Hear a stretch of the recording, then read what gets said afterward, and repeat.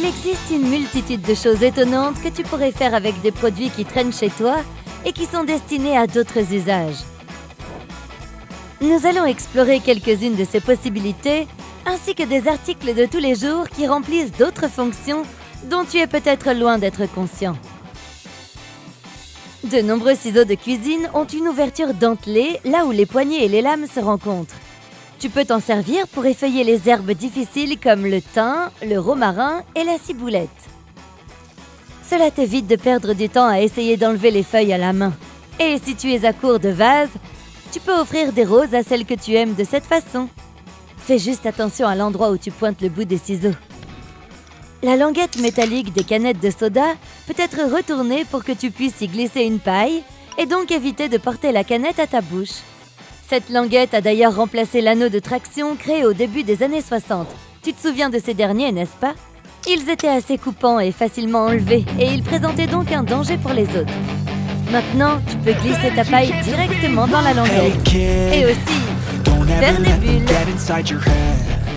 Parfois, lorsque tu achètes un vêtement neuf, un petit sachet en plastique y est attaché, avec un bouton supplémentaire et un morceau de tissu. Si le tissu est souvent utilisé pour réparer d'éventuels trous, il peut aussi servir à tester les effets de divers détergents sur le vêtement. Il est également pratique pour tester les programmes de lavage avant de laver le vêtement entier. Tu peux utiliser un tournevis pour faire levier si tu as du mal à soulever ou à déplacer quelque chose. Certains ont aussi une poignée de forme hexagonale qui s'adapte à l'intérieur d'une clé à molette. Tu peux l'utiliser pour augmenter le serrage et, encore une fois, faire levier. Pratique pour ceux qui n'ont pas beaucoup de force dans les bras. Les élastiques sont utiles pour de nombreuses choses, mais si tu as une bouteille ou un bocal difficile à ouvrir, tu peux enrouler l'élastique autour du bouchon pour une meilleure prise.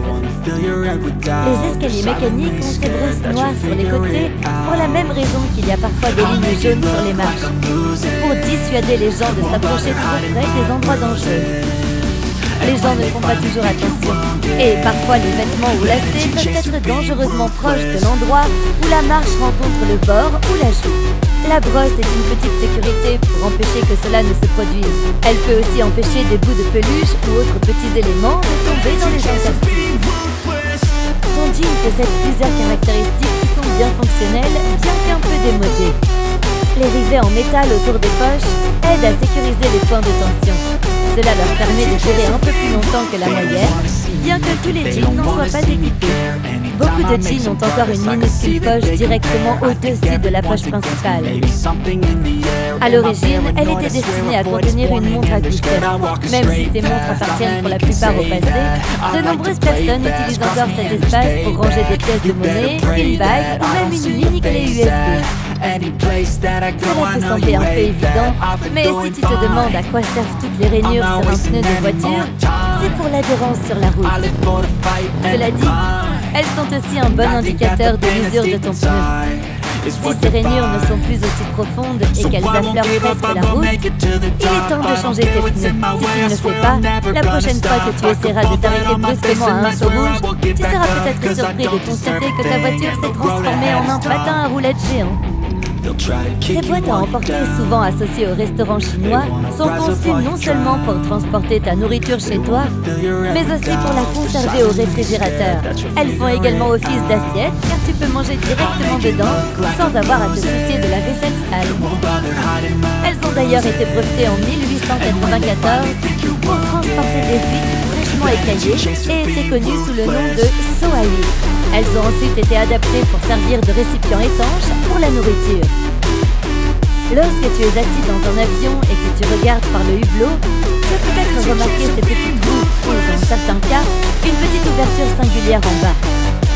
Cela s'appelle un trou d'aération. Et il est conçu pour égaliser la différence de pression d'air qui s'accumule entre la cabine pressurisée et l'atmosphère extérieure, surtout à haute altitude. Il libère également l'humidité entre les vitres pour éviter que du givre ne se forme sur les fenêtres et n'obstrue cette si belle vue. Désolé, mais tu ne pourras pas y dessiner un smiley de sitôt. Le premier cutter a été introduit en 1956 par une entreprise japonaise. Ils se sont inspirés des carrés des tablettes de chocolat. Presque tous les rubans à mesurer ont une fente vide dans leur extrémité métallique. C'est ce qu'on appelle une pince à clous, et tu peux donc l'attacher à un clou ou une vis. Une astuce pratique pour faire des mesures sans avoir besoin de quelqu'un d'autre pour le maintenir en place. Les épingles à cheveux ont des rainures sur l'une des branches pour mieux maintenir tes cheveux en place.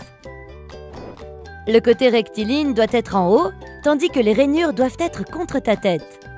On les appelle aussi épingles bob, à cause de la coiffure bob, c'est-à-dire la coupe au carré qui était populaire dans les années 1920, bien que les épingles aient été inventées au 19e siècle.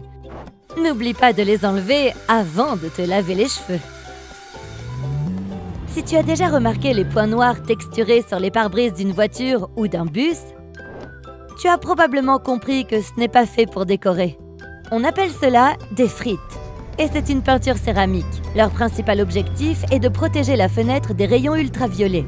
Elle crée aussi une surface rugueuse à laquelle l'adhésif peut s'accrocher. Si tu vois un morceau d'adhésif rose dans un coin, n'y touche pas. C'est sans doute le vieux chewing-gum de quelqu'un.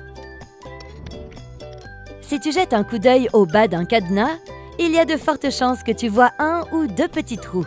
Ils servent à évacuer l'eau qui a pu être piégée à l'intérieur à cause de la pluie.